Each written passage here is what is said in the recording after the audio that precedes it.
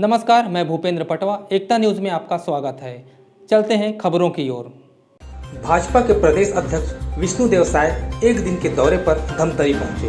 भाजपा कार्यालय में कार्यकर्ताओं ने उनका स्वागत किया। वहीं प्रदेश अध्यक्ष ने मीडिया से चर्चा करते हुए कांग्रेस की सरकार को भ्रष्ट बताया। उन्होंने कहा कि मुख्यमंत्री भूपेश बघेल की डिप्टी सेक्रेटरी दुर्ग स्थित आवास में IT विभाग ने 24 महीने में दूसरी बार रेड किया। इसके साथ ही मुख्यमंत्री के करीबी सूर्यकांत तिवारी एवं उनके पार्टनर के साथ कुल 30 स्थानों में कार्रवाई की। ये वही सूर्यकांत तिवारी है जो जब हॉस्पिटल में एडमिट होते हैं तो मुख्यमंत्री अपने मंत्रिमंडल एवं विधायकों के साथ उनका हाल जानने पहुंच जाते हैं। इस रेड में कुल 9.5 करोड़ अघोषित कैश एवं 4.5 करोड़ की ज्वेलरी बरामद हुई है। साथ ही 200 करोड़ से अधिक के कलेक्शन के भी प्रमाण मिले हैं। यह रेड मुख्य रूप से प्रदेश में कोल ट्रांसपोर्ट में हो रही अवैध कमाई को भी प्रमाणित करती है। इस जांच के दौरान 50 करोड़ की अचल संपत्ति के दस्तावेज भी IT विभाग को प्राप्त हुए हैं। और आज के प्रेस वार्ता में उपस्थित हैं हमारे जिले के सम्माननीय अध्यक्ष जी शशि पवार जी, नगर निगम के अध्यक्ष नहीं आप निगम के महापौर और भारतीय जनता पार्टी के सभी हमारे वरिष्ठ जन और इलेक्ट्रॉनिक्स मीडिया और प्रिंट मीडिया के सभी बंधुओं, जैसा हमारे जिलाध्यक्ष जी ने बताया कि अभी जो छत्तीसगढ़ में 2 ज्वलंत मुद्दे हैं, उनको लेकर प्रदेश के हर जिला मुख्यालय में आज प्रेस वार्ता का आयोजन किया गया है, जिसमें हमारे प्रदेश से कोई न कोई नेता हर जिले में गए हैं और मेरी ड्यूटी धमतरी में लगी है तो मैं आप लोगों के बीच में हूँ। और ये जो 2 मुद्दा है उसमें एक तो ये 30 जून को फिर से एक बार छत्तीसगढ़ में जो कांग्रेस की भ्रष्ट भूपेश बघेल की सरकार है, इसके कारण छत्तीसगढ़ महतारी शर्मसार हुई है। और ये बात मुझको इसलिए कहना पड़ रहा है कि मुख्यमंत्री के जो डिप्टी सेक्रेटरी हैं, उनके दुर्ग स्थित निवास में 2 साल के अंदर ये दूसरा IT का रेड पड़ा है, जो शायद इतिहास में ऐसा पहले कभी नहीं हुआ। और इसके साथ ही साथ यहाँ के मुख्यमंत्री के बहुत ही करीबी व्यक्ति हैं सूर्यकांत तिवारी और उनके पार्टनर, उनके 30 जगह पर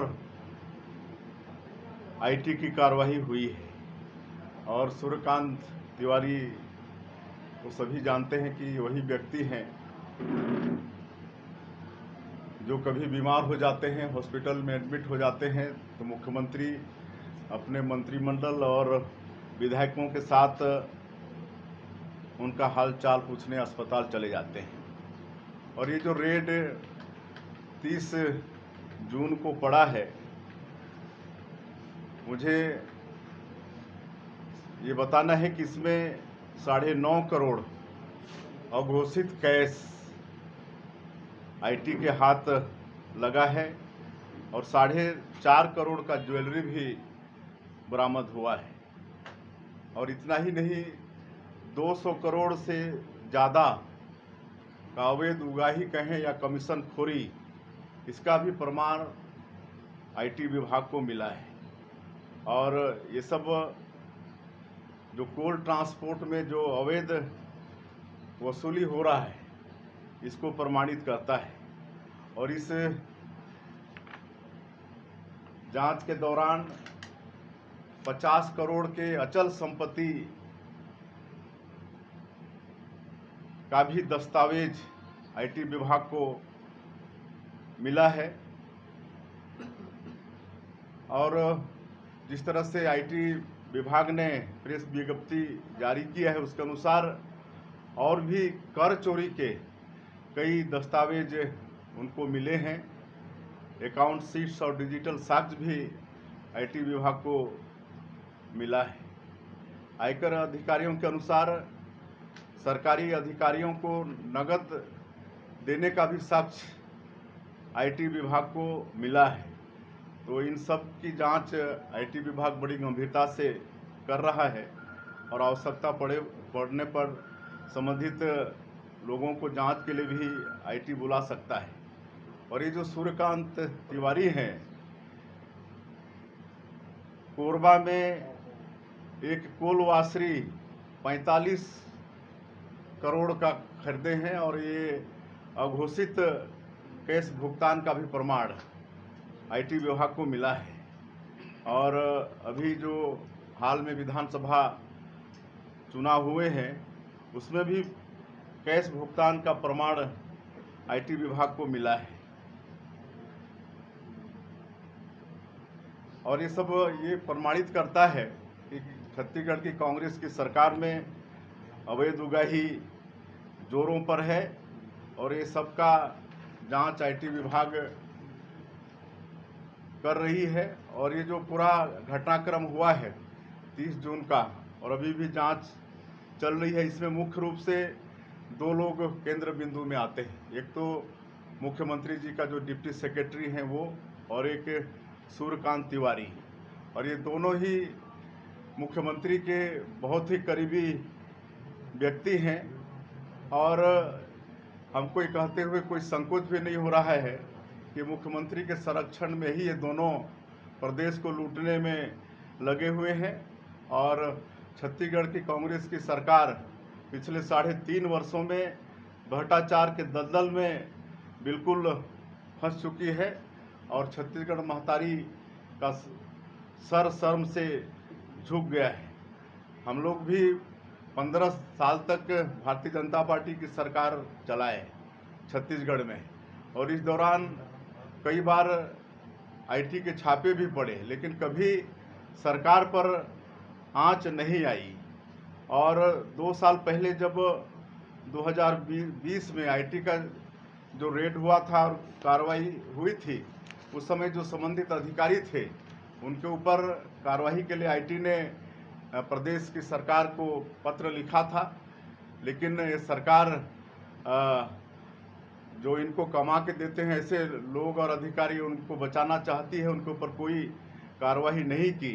और यदि प्रारंभ में ही 2020 में ही आईटी के कहे अनुसार अगर संबंधित अधिकारियों पर ये सरकार कार्रवाई करती तो शायद अभी 30 जून में जो फिर दोबारा आईटी का रेड पड़ा है इसकी नौबत नहीं आती। तो इस तरह से हम आज इस प्रेस के माध्यम से ये कहना चाहते हैं कि ये पूरा घटनाक्रम छत्तीसगढ़ की जनता देख रही है और 2023 में इसका हिसाब किताब कांग्रेस पार्टी से और इस सरकार से करने वाली है। और ये सरकार पूरी तरह से जो भ्रष्टाचार में लिप्त हैं ऐसे लोगों को बचाने में लगी है और नैतिकता के आधार पर सरकार में बने रहने का इनको कोई अधिकार नहीं है। और इस प्रेस के माध्यम से हम मांग करना चाहते हैं कि अगर थोड़ी भी नैतिकता इस प्रदेश के मुख्यमंत्री में है तो तुरंत उनको अपने पद से, मुख्यमंत्री पद से त्यागपत्र दे देना चाहिए। मैं बताना चाहूँगा कि चांपा जांजगीर जिले का अकलतरा ये नगर पंचायत है और उसके वार्ड में एक 53 साल की महिला के साथ दुष्कर्म होता है और उसका मर्डर हो जाता है।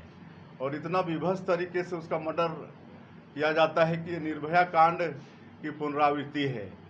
और हम ये भी आरोप लगाना चाहेंगे इस सरकार पर कि 3.5 साल से कानून व्यवस्था नाम की चीज़ छत्तीसगढ़ में नहीं है। यहाँ की कानून व्यवस्था दम उसका घुट चुका है। और यहाँ के गृह मंत्री तो पता नहीं उनका पुलिस प्रशासन पर पकड़ है कि नहीं है। लगातार दुष्कर्म के मामले हो रहे हैं और कोई कार्रवाई हो नहीं रही है। और पूरा माफिया राज से लेकर करप्शन, महिलाओं के साथ दुष्कर्म के मामले सैकड़ों हजारों हो रहे हैं। और जिस तरह से वो जो अपराधी है उसने स्वीकार किया है कि नशे में आकर उसने घटना किया है। आज हम ये भी आरोप लगाना चाहेंगे इस सरकार पर कि ये छत्तीसगढ़ आज नशा का गढ़ बन गया है। आज नशे के कारण सारे वारदात हो रहे हैं। पत्थलगांव की घटना भी जिस तरह से देवी पूजा के बाद में विसर्जन के समय जो गाड़ी भीड़ के ऊपर में चढ़ा दी गई थी, जिस तरह से रौंदा गया था, जिसमें एक व्यक्ति का मृत्यु भी हुआ था, वो भी नशा के कारण ही हुआ था। तो नशा के सौदागर भी इस सरकार में फल फूल रहे हैं और इनको भी बढ़ाने में सरकार में बैठे हुए लोगों का हाथ है। तो इस तरह से पूरी तरह से छत्तीसगढ़ की सरकार यहाँ पर फेल हो चुकी है। और हम आपके माध्यम से मांग करना चाहते हैं कि जो अकलतरा की घटना में जो व्यक्ति दोषीदार है गिरफ्तार जरूर हुआ है, लेकिन जिस तरह से महिला के साथ दुष्कर्म और विभत्स तरीके से उसका मतलब मर्डर हुआ है, उसकी हत्या हुई है, तो उसको फांसी की सजा हो, ये आप लोगों के माध्यम से हम मांग करना चाहते हैं। एकता न्यूज़ में आज बस इतना ही। अगले बुलेटिन में फिर मिलेंगे, तब तक के लिए नमस्कार।